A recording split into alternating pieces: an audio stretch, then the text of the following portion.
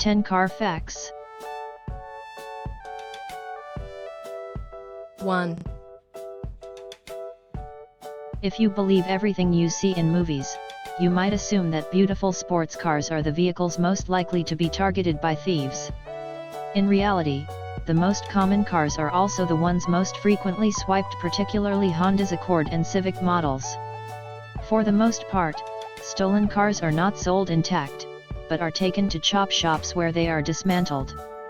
Honda's wide circulation and relatively expensive parts make their cars an attractive target. Unless it was picked up for a quick joyride and then dumped, the chances of recovering a stolen car are slim to none.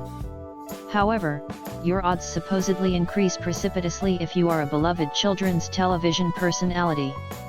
According to a probably apocryphal urban legend, none other than Mr. Rogers once had his car stolen. After the theft was reported on the news, the thieves returned the vehicle with a message: "Sorry, we didn't know it was yours." 2. The idea of a car driving upside down might seem preposterous, the kind of stunt seen in dumb action movies. However, science has assured us that it is indeed possible for a car to drive on the ceiling. Race cars, specifically those used for Formula One racing, are designed with inverted wings. They work in the opposite fashion to aircraft wings. Instead of generating lift, they generate downforce, which pushes the car down against the ground. While this might seem counterproductive in relation to achieving high speeds, the downforce has a practical use. It allows F1 cars to take corners at a velocity that would otherwise send them flying off the road. All an F1 car would need to do to drive upside down is to generate a downforce equal to or greater than its own weight. But while the science is sound, there are some pretty big complications. Driving upside down would be extremely disorienting to the man behind the wheel. Moreover, the car's engine and components are not currently designed to operate upside down. 3. Movies set in Cuba often portray rows of pristine classic cars, chrome twinkling in the sunlight. You'd be forgiven for thinking Cubans have a love affair with vintage Detroit rolling iron, but the reality is a bit uglier. On October 19, 1960, the United States issued a trade embargo against Cuba. One of the embargo's many effects was that new cars stopped rolling into the island nation. The Cuban government also cracked down on the purchase of cars. Only those that were already on the island at the time of the embargo could be freely traded and sold amongst its citizens. All others who wished to buy a car had to secure special permission. Beginning in early 2014, the Cuban government lifted the sanctions, allowing people to freely buy cars if they wished. While the United States continues to ban automobile exports to Cuba, manufacturers in other countries, such as France's Peugeot, have no such restrictions. Unfortunately, the Cuban government has instituted staggering markups on the prices of these vehicles, to the point where a new car ranges from $91,000 to $262,000. The average Cuban earns only about $240 a year, putting such expenditures so far out of reach as to be unimaginable. And while there are some beautifully maintained 57 Chevys and the like rolling down the streets of Havana, the truth is that keeping almost 60-year-old cars in running order is a full-time job. Most of Cuba's vintage cars are dangerous, almost none have seat belts, oil-belching monstrosities held together with duct tape and prayers. 4. When we think of expensive cars, names like Bentley and Rolls-Royce come to mind. But you could buy more than 20 Bentleys for the price of the world's most expensive automobile. The Lamborghini Veneno is a limited edition supercar that boasts staggering power. Its 740 horsepower engine can produce a top speed of 355 km per hour. According to the manufacturer, this low-slung beast can accelerate to 100 km per hour in 2.9 seconds. But as we mentioned earlier, the privilege of owning the Veneno comes with a shocking price tag. The Roadster goes for an astonishing $4.5 million. Of course, the Veneno is more about making a splash than making a profit. Lamborghini is only producing 9 of the cars, which are sure to be squabbled over by all manner of oil-rich sheiks and tycoons of industry, the only kind of folks with pockets deep enough to afford them. 5. One of the loftiest prizes available to game show contestants is a brand new car, usually given to the show as a form of advertisement by the manufacturer.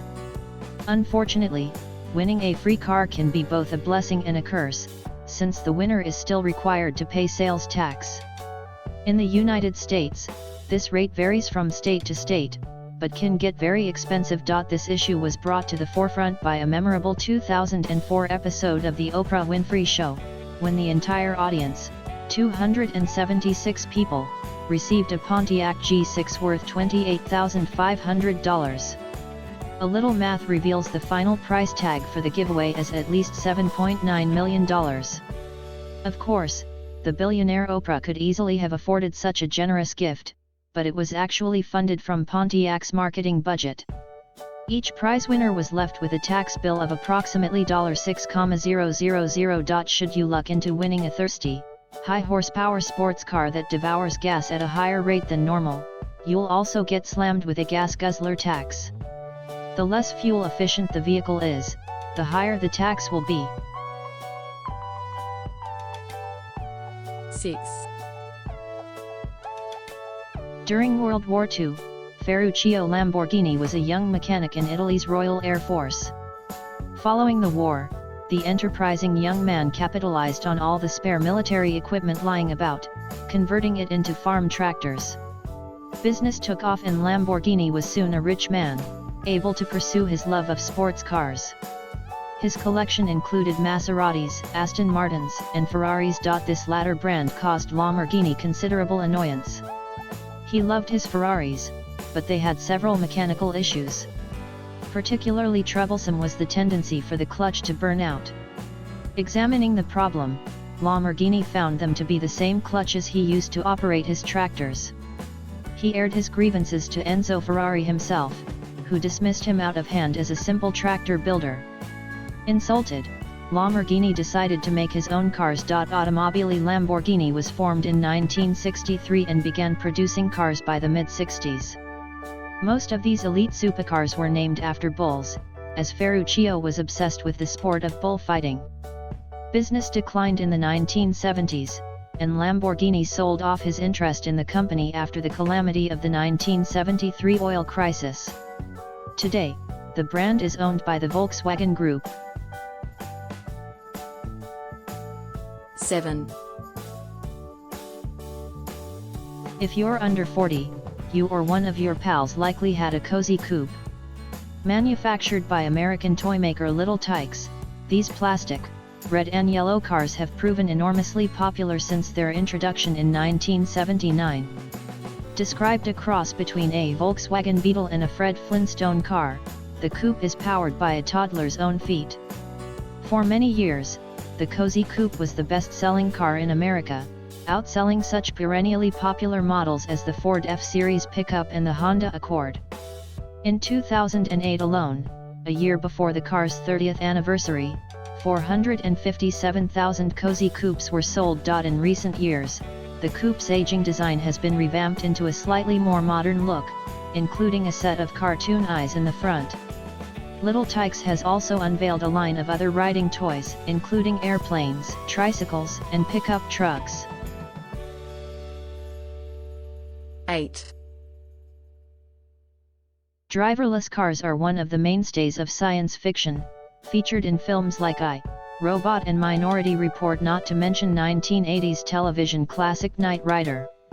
There are currently quite a few projects to develop a driverless car, but perhaps the most promising is helmed by search engine giant Google, which has retrofitted at least 10 different vehicles to pilot themselves.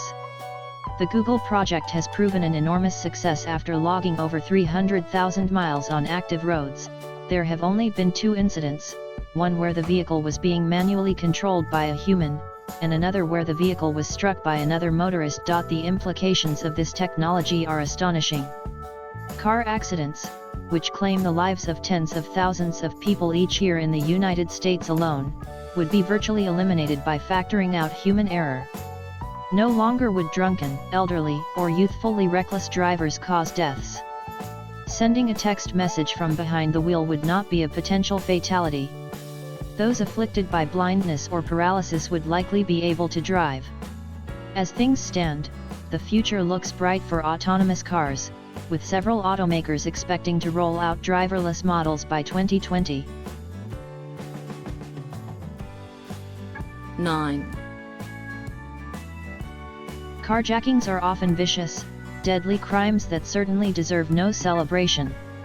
The term itself was first used in 1991 in the Detroit News, reporting on the death of 22-year-old Ruth Wall, who was murdered on the streets of the Motor City for refusing to give up her Suzuki. Detroit has more than its fair share of carjackings, but the world's capital for the crime is South Africa, where the rate of carjackings is about 18 times that of the US. To address the problem, the South African police have special units to deal with the crime. Confrontations often end in shootouts. Several devices have been invented to allow motorists to defend their cars, the most notorious of which was the blaster. Introduced in 1998, the blaster was a petroleum gas flamethrower affixed to the car, which would ignite anyone who came within a few feet of your vehicle. The inventor, Charles Fourie, claimed that it probably wouldn't kill someone, but probably would permanently blind them. Somehow perfectly legal, the blaster ceased production a few years later, as its price limited sales.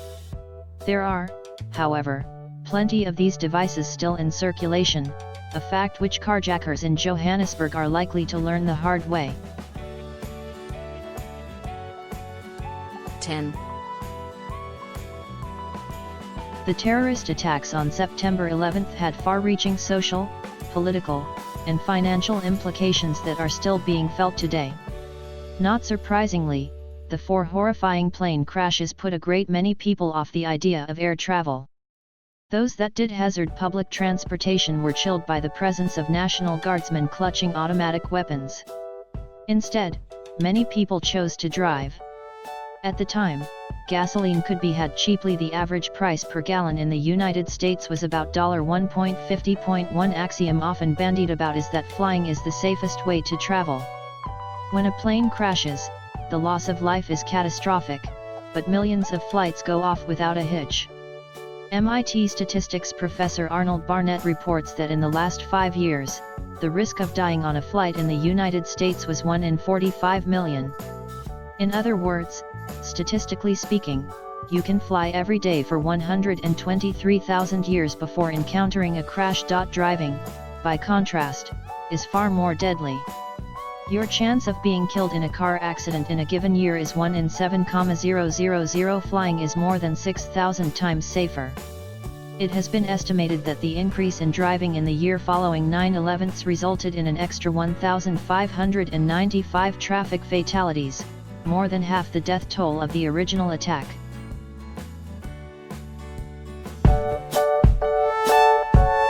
If you like this video, please hit the like button, and if you loved it, please subscribe to this channel.